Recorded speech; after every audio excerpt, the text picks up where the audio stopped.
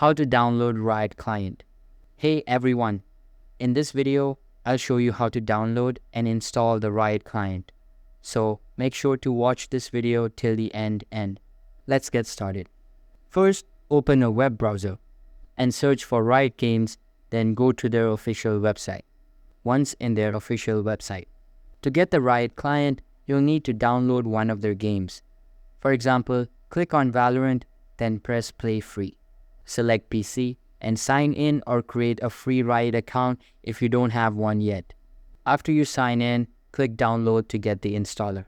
When the download finishes, open File Explorer, find the exe file and run it. Click Install to start the process. The Riot client will download and set up automatically. Once it's done, sign in with your account. You'll then have access to Valorant and all other Riot games in one place. That's it.